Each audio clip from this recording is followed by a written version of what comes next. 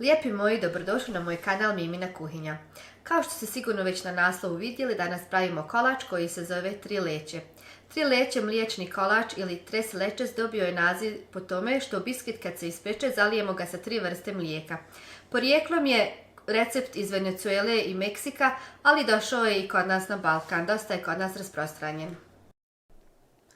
Prvo ćemo pripremiti spužvasti biskvit. Za biskvit su nam potrebni sljedeći sastojci: 200 ml ulja, 5 bjelanjaka, 5 žumanjaka, vanilija, šećer ili ekstrakt vanilije, prstohvat soli, 1 prašak za pecivo, 10 kašika brašna, 10 kašika šećera i 5 kašika griza.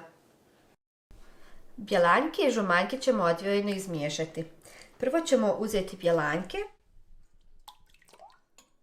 i prstohvat soli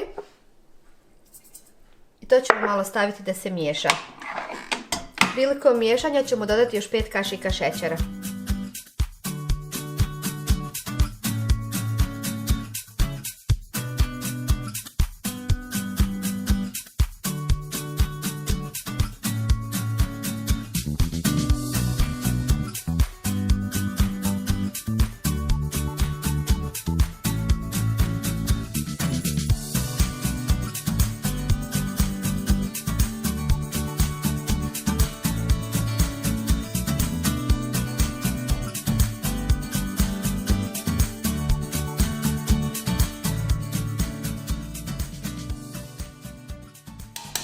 Kad smo bjelanjke omutili u čvrsti snijeg, sad ćemo ih ostaviti sa strane.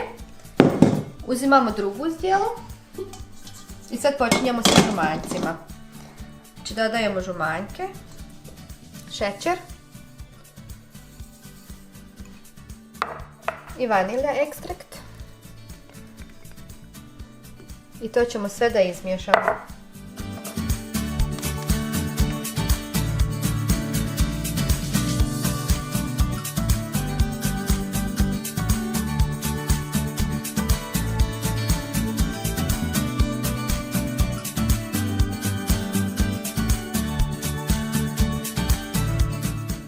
Polako ćemo dodati ulje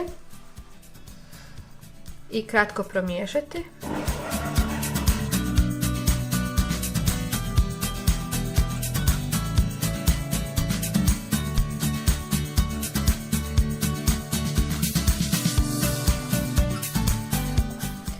Prašak za pecivo ćemo dodati u brašno, kratko promiješati i onda dodajemo suhe sastojke u žumanjke.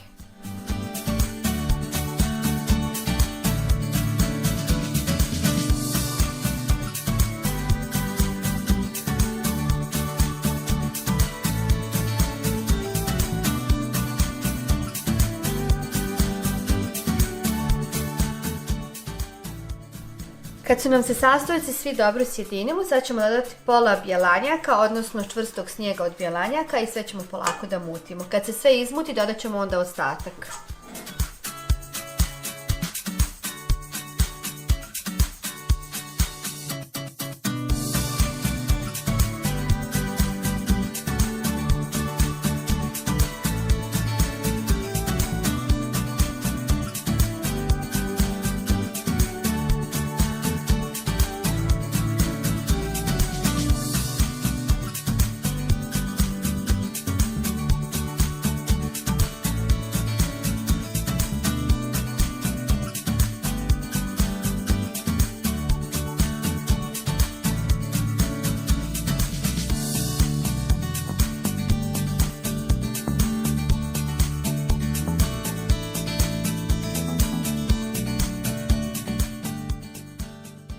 U 1/4 tefsiju ili formu sam stavila već papir za pečenje i sad ću tijesto da prebacim. Moja tefsija je duga 35x20. Ako imate manju, preporučujem vam da uzmete i manju jer će vam tijesto biti malo deblje.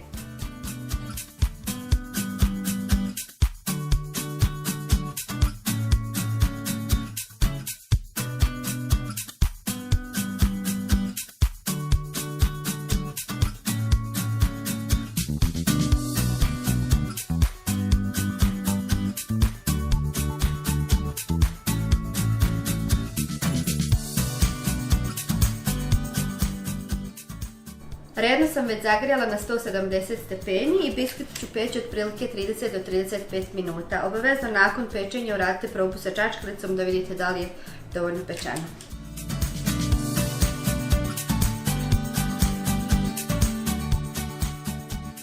U međuvremenu dok nam se tijesto ili biskvit peče, mi ćemo pripremiti mliječni zaljev.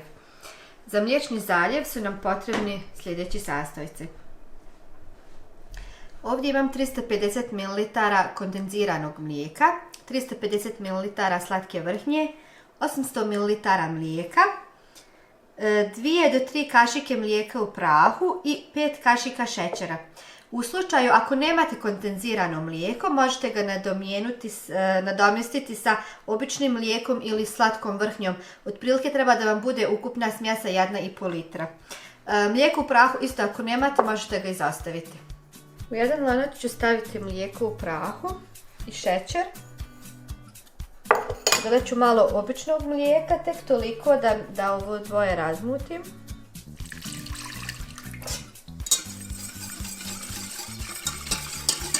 Znači dobro izmiješati da ne ostanu grudvice. Sad dodajem ostatak. Zatim slatku vrhnju. Kondenzirano mlijeko. Sve ćemo dobro izmiješati i kratko samo ugrijati. Ne da provri, nego samo malo da se ugrije, da se mlijeko u prahu i šećer brže mogu istopiti.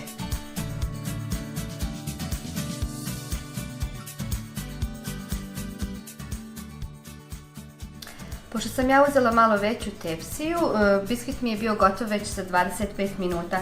Rubove sam već odvojila i sad ću uzeti drugu tepsiju jer ovdje mi je problem što mi se obruč ovaj skida. Zato ću uzeti sad jednu drugu tepsiju.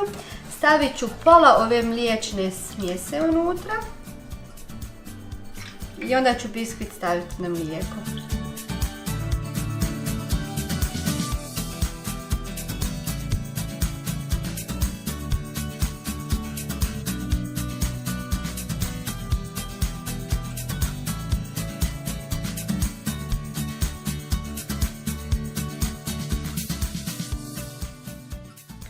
I prije nego što stavimo drugi ostatak mlijeka, kolač već možete izrezati na željene kockice.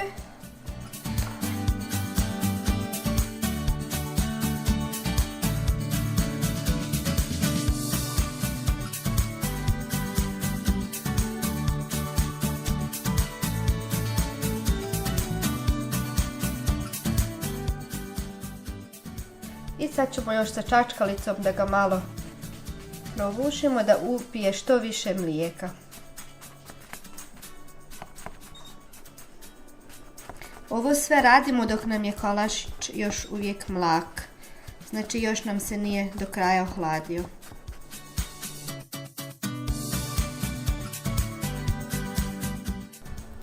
I sad ćemo ga zaliti sa ostatkom mlijeka.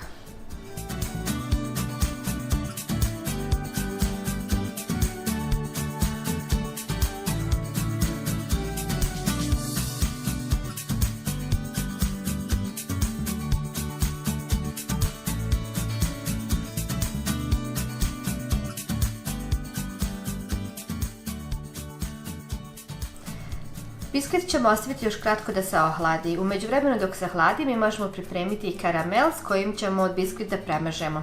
Za karamel nam je potrebno sljedeće: 200 ml slatke vrhnje, 5 kašika šećera, 1 do 2 kašike vode, znači vrlo malo vode, tek toliko da pokvasimo šećer, ekstrakt vanilje ili vanilja šećer i 30 g maslaca. U jedan lanac ćemo dodati šećer i vodu. Kratko izmiješati i pustiti sve dok malo provre.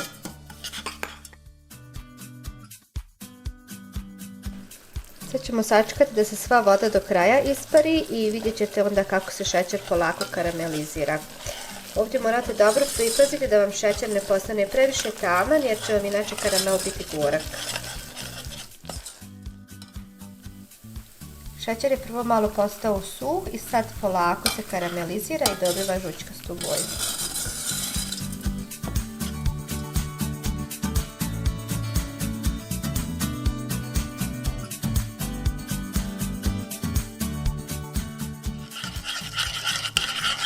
sad polako dodajem vrhnje.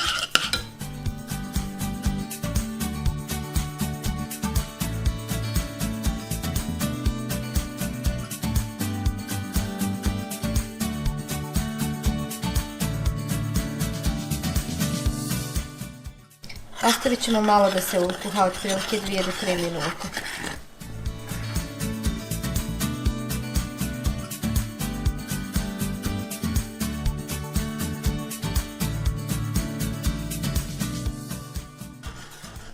Dodajemo još ekstrakt vanilije i maslac. I kuhamo još otprilike 2 do 3 minute i onda nam je gotovo. Kad nam se karamel malo ukuhao, sad ćemo ugasiti kolo i prebacit ćemo ga u drugu posudu. Ostavit ćemo malo da se hladne, otprilike 10 do 15 minuta, samo da se malo stegne. Najbolje ostavite ga u frižider.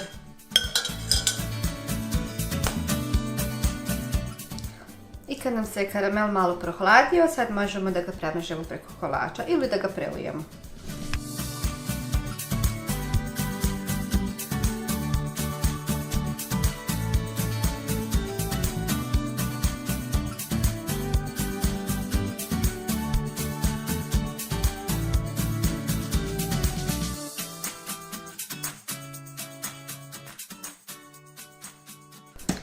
Ovako pripremljen kolač ostavite najmanje 2 do 3 sata u frižideru da se dobro ohladi, jer što je hladniji to je ljepši u okusu i osvježavajući. Iskreno se nadam da vam se ovaj moj recept svidio i da ćete me i dalje pratiti. Ako vam se sviđa, možete da me abonirate ili da se besplatno pretplatite na moj kanal. Sve upute nalaze se u opisu ispod videa. Hvala vam puno na gledanju. Ćao!